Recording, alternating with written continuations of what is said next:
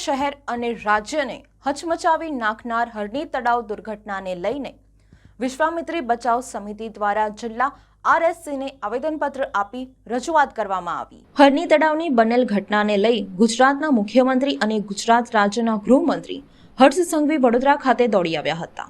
ત્યારે વડોદરાના કલેક્ટરે તપાસ રિપોર્ટ સુપરત કરવા માટે વધુ 5 દિવસ માંગ્યા।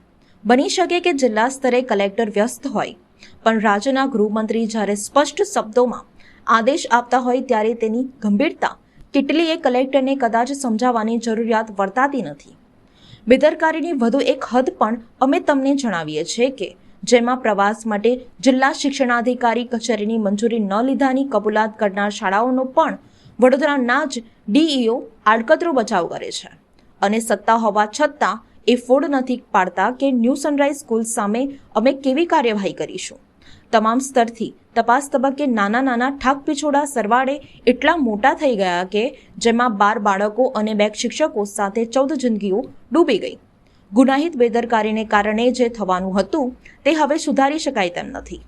હવે અતિશય ગંભીર પ્રશ્ન એ છે કે જેને લઈ વિશ્વામિત્રી બચાવ સમિતિ દ્વારા જિલ્લા કલેક્ટર કચેરી ખાતે આવી આરએસસીને આવેદનપત્ર આપી રજૂઆત કરવામાં આવી હતી। વડોદરામાં 18 જાન્યુઆરીના રોજ મોટનાથ તળાવ ખાતે એક દુર્ઘટના થઈ અને નાવડીમાં બાળકો નૌકા વિહાર કરી રહ્યા હતા। નાવડી ડૂબી ગઈને 14 જેટલાના મૃત્યુ થયા। મુખ્યમંત્રીશ્રી દોડી આવ્યા વડોદરા અને મુખ્યમંત્રીશ્રીએ કલેક્ટરને મેજિસ્ટેરિયલ તપાસ 10 દિવસમાં કરવાની સૂચના આપી, જે તપાસને બીજા 5 દિવસ પણ ઉમેરવામાં આવ્યા। ત્યારે આ તપાસના ભાગ બનવા માટે અમે કેટલીક રજૂઆતો લઈને આવેલા હતા ને કેટલાક ગુનેગારો કે ભ્રષ્ટાચારી ભાગીદાર કરનારને પણ તપાસ થવી જોઈએ ને એમની પર પણ કાર્યવાહી થવી જોઈએ, કેમ કે આ બાળકો મરી ગયા, એના પિતાની જગ્યાએ તમે ઊભા રહીને કલ્પના કરીને જુઓ તો આની ગંભીરતા કેટલી છે ખ્યાલ આવશે। આ બાબતમાં અમે તપાસ કરતા આ મોટનાથ તળાવને વડોદરા મ્યુનિસિપલ કોર્પોરેશને ભાડે નથી આપ્યું, પણ પબ્લિક પ્રાઇવેટ પાર્ટનરશિપ એટલે કે પાર્ટનરશિપ કરેલી છે કોટિયા પ્રોજેક્ટ સાથે, જનભાગીદારી કરેલી છે। કરારમાં પ્રથમ પક્ષકાર તરીકે વડોદરા મ્યુનિસિપલ કોર્પોરેશન લખેલું છે અને એમાં સહીઓ કરેલી છે, બીજા પક્ષકાર તરીકે કોટિયા છે।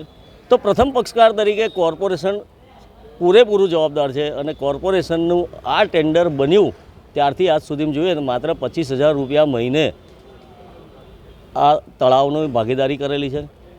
હવે સ્થળ પર જઈએ તો તળાવમાં ઘૂસ્યા વગર માત્ર બોર્ડર પર જ જે 15 જેટલા હોર્ડિંગ છે અને બોર્ડર પર 4 જેટલી વિશાળ દુકાનો છે, આનું જ મહિને 5 લાખ રૂપિયા ભાડું આવે એવું દેખાય છે। તળાવમાં અંદર જવાની પણ જરૂર નથી કે અંદર કોઈ કાર્યવાહી બી કરવાની નથી, તો આ માત્ર 25,000માં આપ્યું હશે કેમ એ શંકાનો સવાલ છે અને એમાં ચોક્કસ કહી શકાય કે આ ભ્રષ્ટાચારી ભાગીદારી છે। આ તમામ અધિકારીઓએ આ ભ્રષ્ટાચારી ભાગીદારી બની અને આ જોખમ ઊભું કરેલું છે, કેમ કે ટેન્ડરમાં બચાવ કામગીરી માટેની કોઈ જ શરતો કે કશું લખેલું નથી અને માત્ર આ બધી જ જવાબદારી તમારી રહેશે એવું લખવાથી જો શાળા પણ લખી દે કે બાળક જાય છે તો પોતાના જીવના જોખમે જાય છે તો કોઈ આરોપી જ બને નહીં, જો એને જ ગણવામાં આવે તો મરી જનાર પોતે જ આરોપી થઈ જાય, બાકી કોઈ આરોપી જ નથી થતા। તો એવું હોઈ ના શકે, લખવાથી ના હોઈ શકે। તો મ્યુનિસિપલ કોર્પોરેશનના તમામ જવાબદારો, શાળાના સંચાલકો, મુખ્ય ટ્રસ્ટી અને એના નફા નુકસાનમાં ભાગીદાર જે 750 થી 900 લીધા છે એના ભાગીદારો એટલા જ જવાબદાર છે અને એમની પર પણ કાર્યવાહી કરવામાં આવે।